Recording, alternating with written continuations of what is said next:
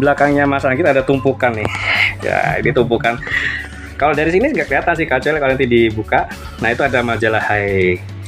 Majalah Hai itu majalah Hai semua dari era lama loh. Ini dari tahun 88 sampai 89. 93 ini. Terakhir 93. Dulu majalah tuh masih harga segini nih. 2.500. Itu udah mahal banget ya Mas ya? Udah mahal loh. Ini keluaran tahun 89 nih harganya 1.450. Dulu masih ada angka 50 nih. Era 90-an itu duit 50 tuh bisa dapat beli es teh kalau kita mau kemana. Masih 1000. Tahun 88 masih 1.000 nih. Vivillon sama Lupus. Lupus ini Vivillon yang perannya Lupus ini dibimbing oleh Silvana Herman sama kalau ini ya ini Hilman ya, ini Hilman. Nah, ini adalah konseptor atau penulis dari karya novel Lupus. Ada gambar Silvana Herman yang di film Lupus berperan sebagai Vivillon. Dia gebetin Lupus ya sebenarnya. Tapi disenangi sama Gusur. Boim. Tahu sama Boim ya, digebetin sama Boim artinya. Menarik nih ceritanya. Majalah yang versi Metallica membakar Jakarta. Nah, ini menarik nih karena waktu itu Metallica sempat datang konser di Indonesia, main di Lebak Bulus ya, dan itu sempat rusuh, dan itu dikatakan konser yang terusuh pada waktu itu ya. Ternyata Mas Anggit punya semua ini, dokumentasinya ada di majalah Hai. Nah ini teman-teman kalau mau lihat majalah Hai pada waktu dulu seperti ini. Nah ini Mas Anggit kok bisa nih kepikiran untuk koleksi majalah Hai sampai ini majalah yang saya udah lama banget ya. Tapi Hai sendiri masih produksi nggak Mas sampai saat ini? Hai terakhir produk kan sempat berhenti cetak, terus lari ke digital. Tapi kemarin kayaknya saya pernah lihat postingannya siapa ya? Ini kayaknya di remaster yang Metallica membakar Jakarta ini. Di remaster. Oh. Beserta bikin kayak produk-produk kaos yang ini. Ya masih logo-logo lama ya. Waktu pertengahan 90 udah nggak seperti ini, logonya udah lebih kalem gitu. Kalau dulu kan Hai itu dengan ada garis horizontal vertikal tegak seperti ini. Baru. Nah, ini yang baru lebih tribal kalau dibilang logonya. Hai Sport. Nah, ini istilahnya itu spin off-nya majalah Hai sebenarnya. High Clip. Nah, ini High Clip. High Clip yang baru lebih. Lama udah laku semua. Saya ngoleksi Balada Sirai dan semua buku-bukunya Mas Gong. Mas Gong kan dimana dulu kan sebelum terbit buku jadi satu buku itu kan jadi serial ataupun cerbung kan, cerita bersambung ya, cerbung di majalah Hai. Nah itu saya pengen ngeliping sebenarnya, pengen ngeliping Balada Sirai untuk di itu kan untuk disimpan di satu map tersendiri gitu kan. Nah itu alhamdulillahnya di sekitar tahun 2013 atau 2014 saya dapat hibah segini banyaknya dari tetangga saya. Ini berarti hibah Mas, nggak beli sendiri Mas? Ada yang beli sendiri cuma sekitar 30 ke 40 majalah aja, lainnya hibah semua. Ini total ada sekitar 140-an majalah. 140 majalah termasuk bundelnya ini. Woi, itu bundel apa tuh Mas? Bundel Hai. Dari di bundel sendiri oleh Mas Anggit atau? Aku beli di Geladak udah seperti ini Mas. Ini kayaknya keren untuk persewaan sih kalau aku mikir sih. Ini saya baru lihat loh, ini dari Oktober 89. Ini yang versi satu-satunya punya semua. Lihat nih masih ada tuh raksasa God Bless, gitarnya masih ada Ed Shahrani. God Bless begini teman-teman. Nah kayak ini nih, jadi ada chord lagu dibuka. Biasanya lagu apa yang lagi tren pada saat itu. Nah ini diangkat di cover paling depan seperti ini, jadi ada lagu sama chordnya. Jadi buat anak-anak zaman dulu yang suka main gitaran, pengen dengar lagu biar nggak ketinggalan zaman, lagu apa yang lagi tren, nah biasanya ngulik dari majalah Hai. Ada top ini juga Mas. Nah ada top cut. Nah Terbang teratas High Rock. Sting, Spin Doctor nih tuh Princess nih. Ini era-era saya nih, Easy, Penomor, ya Duran-Duran. Nah jadi dulu tuh Klik Hijau jauh sebelum era internet. Jauh sebelum ada era internet loh teman-teman. Nah dulu zaman dulu tuh kita kalau mau cari lagu-lagu teranyar kaset, kalau kita kolektor kaset biasanya beli kaset, nah kita acuannya dari ini, salah satunya dari majalah ini, apa yang lagi top chart di sana gitu. Jangan lupakan ini juga. Nah ini metal. Ini biasanya membahas isu-isu yang sedang terjadi seperti tour, album baru atau lagi proyek apa ya dari artis metal yang bersangkutan ya, terutama pernah dibahas. Danzig. Keren. Nah, ini musik high seperti ini nih, ada namanya seperti tanya jawab ya, jadi interview ya, kayak gini nih teman-teman. Kalau kita teman-teman yang era-era 90-an ya seperti ini, kita dulu belum ada internet. Kalau sekarang enak, kita tinggal buka Google, cari informasi, semuanya udah update. Zaman dulu mana ada boro-boro, kita tuh harus ngeluarin, paling nggak kita harus beli majalah, ngeluarin uang sekian. Dan ini nggak tergantikan loh. Kalau kenang-kenangan zaman dulu ini sudah sulit sekali kita mendapatkan seperti ini kan. Liputan musiknya tuh nggak ketinggalan. Festival rock. Itu yang kayak majalah-majalah gitar gitu sempat beli juga. Chord gitar gitu. Chord gitar nggak ya. Audio Pro nggak. Tapi saya dulu pernah kalau ada namanya tablet Mumu. Oh, iya.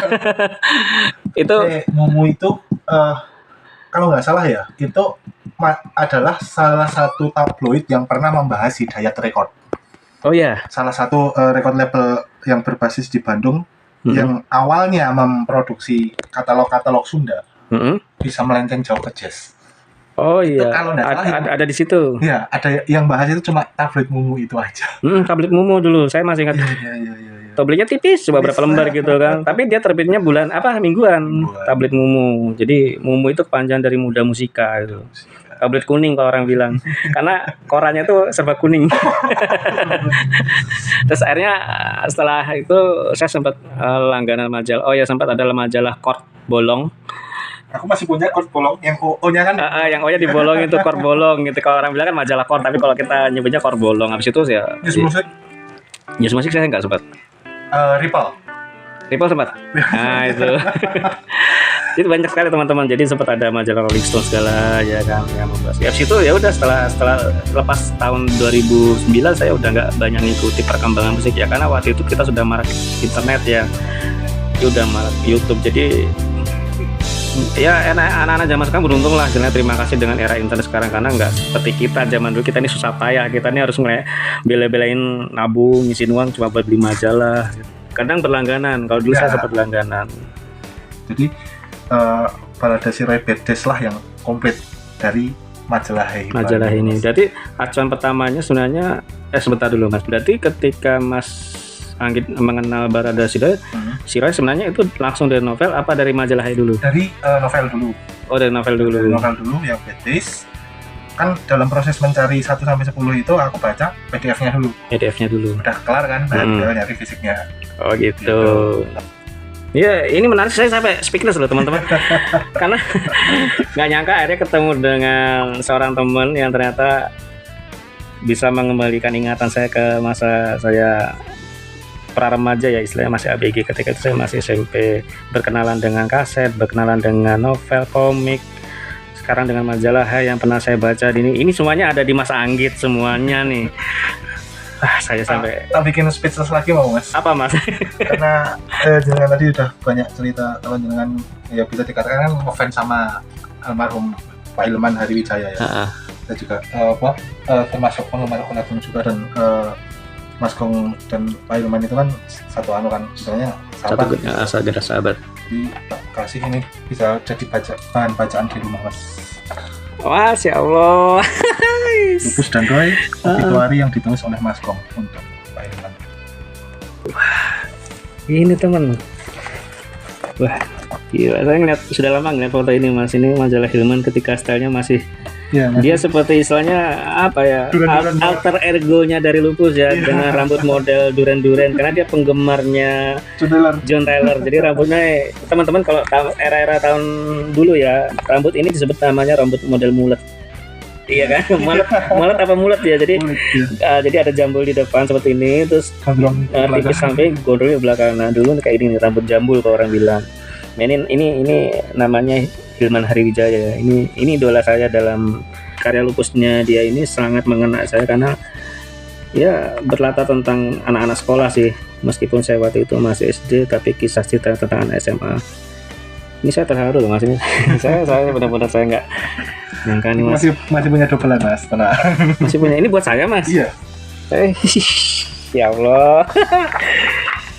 Luar biasa ya Pak. Ini nanti saya baca Mas. Waduh, terima kasih banyak Mas. Aku baca ini ya sih. Berbes milih sih bacanya. Jadi ini tentang kisah-kisah akhir-akhirnya Mas Hilman atau Jadi lebih gimana? Mas Gong itu lebih menceritakan Pak Hilman itu dulu kayak gimana. Sampai ketika Pak Hilman sakit dan akhirnya meninggal. Iya. Di zaman-zaman Gramedia di Palmerah dulu. Oke Mas, ini nanti mungkin ini sih nggak akan saya simpan, nanti suatu saat akan saya baca. Tapi ini nanti akan saya kembalikan lagi ke Mas Anggit karena Mas Anggit yang berhak memilikinya. Masih punya dubelan. Masih punya dua. Tapi nggak apa-apa Mas. Nih saya buka lagi aja kembali ke halaman ini. Padahal tadi udah saya tutup, saya lepas tangan. Ternyata kembali ke halaman itu tadi loh Mas. Ya Allah, ini luar biasa sekali teman-teman. Saya nggak nyangka. Ya nanti ini saya akan membaca, saya akan ya kalau ada kesempatan saya akan mampir ke sini. Ini jujur teman-teman, kalau saya mampir ke sini, kalau main ke rumahnya Mas Anggit, saya nggak bakal habis kayaknya hari-hari saya di sini. Pasti saya bakal ngulik-ngulik semua yang ada di sini. Tuh, kaset-kasetnya. Ini belum kita bahas mainannya itu tuh. Sekarang kita bahas ke model kit. Nih, di atas ada model kit. Saya heran ya Mas Anggit yang orang udah usia seperti ini menyimpan seperti ini. Saya tuh nggak pernah hobi seperti ini sebenarnya. Saya paling cuma punya figure action yang paling cuma ada 1-2. Saya pernah punya yang namanya Dragon Ball, saya punya yang namanya Shinchan gitu kan. Saya pernah punya replikanya motornya Akira. Itu mahal Mas sekarang loh. Oh iya, lah itu sekarang rusak Mas. Saya tuh udah nggak tahu lagi itu. Itu SMP Mas, saya punya motor Akira itu. Oke Mas, ini bisa dipresentasikan untuk model kitnya. Apa sih yang membuat Mas Anggit jadi minat dengan model kit? Nah ini model kit ini kan ya kita kan awalnya itu kan Mas Hadi juga mungkin pernah ngalami juga era-era arcade Ya. video game dingdong ya kita nyebutnya ya mungkin ya. Nah ini saya di Karanganyar itu dulu ada sekitar 3 atau 4 tempat yang itu basicnya rumahan yang itu menyediakan mesin dingdong di dalam rumahnya gitu kan. Nah itu ada satu game yang menarik, itu namanya SD Gundam Psycho Salamander no Kyui yang berisi gundam-gundam cebol kayak gini Mas. Oh iya. Ini ada di arcade waktu itu. Ya itu modelnya side scrolling, jadi dari kiri ke kanan nembak-nembakin musuh. Oh iya, saya tahu deh ya. Suaranya kayak tank gitu. Nah itu dari situ awalnya saya beli yang murah, yang cebol-cebol kayak gini Mas. Namanya SD Gundam ini. Ini SD Gundam. Jadi dibikin bodinya mengecil gitu dan ya lucu ya anunya ya dibandingkan versi aslinya gitu kan. Nah itu setelah ngerakit kok seru. Jadi dari setelah pulang kerja malam, anak udah tidur, istri udah tidur ya ngerakit sendiri kan. Dan aku nggak tahu ya itu terjadi juga di orang lain atau enggak. Itu jadi ketika malam aku ngerakit sambil dengerin musik, apalagi musik di kaset, itu tidur bisa nyenyak Mas. Oh iya? Nggak tahu itu sugesti atau memang kenyataannya kayak gitu. Ngerakit sambil dengerin musik bisa tertidurnya. Habis itu kalau misalkan dicukupi, itu jadi kayak puas gitu ya? Lullaby-nya gitu loh Mas. Oh lullaby, oh iya. Gitu sih. Kalau aku loh ya. Jadi dan pagi pun kalau bangun seger. Saya punya kesamaan dengan Mas Anggit gini. Mas Anggit saya dari kecil itu nggak pernah namanya tidur tanpa suara musik. Entah itu mau lagu metal, mau lagu mendayu, tapi yang jelas entah kenapa lagu rock, lagu metal itu ketika saya tidur saya bisa pulas tidurnya. Bahkan saya bisa terbangun ketika suara musik itu berhenti. Oke Mas, lanjut tentang ini. Ya itu aku kan sambil ngerakit gitu. Sambil ngerakit. Tapi kalau semakin kan kalau untuk artikulasi yang kecil-kecil gini kan terbatas Mas, cuma tangan, kaki sama beberapa senjata. Nah saya coba pindah yang agak gede. Ini kan skalanya nggak tahu kalau ini skala berapa. Nah ini aku nyoba ke skala yang 1:1/4, 1/44. Ukurannya segini. Paling nggak ya sekitar 10 sampai ke 12-an sentinan lah. Ini beli modal berapa Mas satu figur ini? Nah itu aku rahasia nih. Alhamdulillahnya ketolong gini Mas. Dulu itu di daerah Nonongan itu ada satu toko boneka. Oh iya. Yang dimana lantai 2-nya itu jual figur Gundam figur Mas, dan itu harga jauh. Jadi saya mulai beli Gundam kan sekitar 2000 2016 2017. Nah itu aku dapat harga itu mungkin harga di tahun 2009 2010. Jadi kayak harga clearance sale gitu loh. Oh iya. Tapi dengan catatan produknya produk bajakan, bukan produk Bandai asli. Iya. Yang dimana di tahun-tahun 2016 2017 misalkan contoh aku beli Birmo ini kan. Birmo. Yang masih dapat 110 Mas. Sedangkan di online ini udah harganya udah 150-an. Selisihnya ya 40% ya. Ya, dari harga. Ya, iya. Cuma ini yang 144 ya, skala 144. Nah, yang ini yang skala 1/100 yang ini tuh di online yang Zaku ini udah nyampe harga sekitar 375. Aku dapat cuma 200. Jauh ya? Jauh, Mas. Aku sempat punya yang mereknya Dragon Momoko. Nah, ini Dragon Momoko itu pembaca Bandai tapi Bandai yang kelas tinggi. Yang bodinya udah bodi besi. Oh iya. Armornya armor besi atau yang apa? Frame-nya frame besi. Nah, itu dibikin plastik. Pabriknya udah di close sama Bandai. Kan barangnya jadi barang langka karena nggak produksi sudah tidak produksi lagi ya. Itu aku dapat sekitar 300 ke 400-an, sedangkan harga online udah 1 jutaan, Mas. Gila. Itu tak jualin semua yang Dragon Momoko. Malah dijual, Mas. Iya, tak jual. Wah, sayang banget loh Mas, udah harga segitu. Itu posisi belum dirakit, karena posisi belum dirakit itu harga bisa lebih tinggi ya. Mas. Kalau udah dirakit jelas turun ya, karena udah nggak ada unsur kreativitasnya ya, hanya jadi tinggal pajang gitu kan. Iya benar. Dan aku ternyata lebih suka ngerakitnya Mas daripada mempose di foto. Kayak toys fotografi itu aku nggak begitu suka. Aku lebih suka proses ngerakitnya. Itu. Enggak Mas, ini kan Mas Anggit punya anak satu nih. Ngelihat figur seperti ini sebenarnya mengganggu sih buat anak.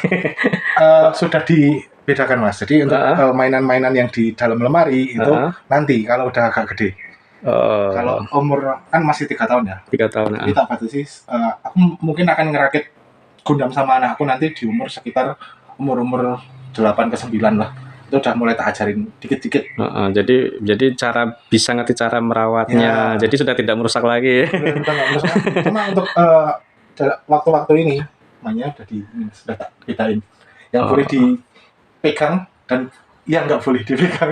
Nah, berarti yang di atas ini udah privat nih, nggak boleh disentuh oleh anak nih Mas? Ini yang boleh disentuh malahan. Oh malahan? Yang di dalam lemari yang jangan. Oh alah, berarti yang di dalam lemari yang sudah disusun ini. Karena yang Gundam ini lebih ringkih daripada mainan-mainan yang berbahan dasar. Iya. Berarti yang ini malah spesial buat anak ternyata. Mainannya sampai sebanyak ini. Beberapa kan mainan-mainan jadul juga. Yang apa? Yang dulu aku nggak bisa beli. Tapi sekarang alhamdulillah udah kerja udah bisa beli sendiri kayak ini. Ini aku dulu nggak bisa beli Mas. Transformers. Oh ini Saber Snack Transformable. Terus ini bajakan ya. Transformer tapi merek bajakan kayak ini. Ini bisa jadi robot semua Mas. Ini bisa jadi robot. Bisa transform. Oh. Ini boleh enggak ya? Boleh di shoot enggak? Ini lagi di sini. Evil Ernie kayak gini. Padahal ini kan nggak bisa diapa-apain lah, cuma seperti ini aja. Terus karena apa yang mungkin ya karena kepuasan tersendiri ya Mas Anggit, karena di masa kecil dulu kita nggak sempat memiliki, nggak. Ya itu tadi saya nggak detailnya ya. Luar biasa. Mas Anggit masih akan terus nambah koleksi ini nanti ke depannya. Kalau untuk figur mainan dan mainan jadul itu udah stop kayaknya. Tapi kalau Gundam kayaknya masih sih. Lebih ke pengen ngerakitnya sih Mas. Oh, lebih ke sensasi merakitnya ya. Tapi kalau udah jadi gitu ya sudah tinggal dipajang ya. Enggak dipajang dijual.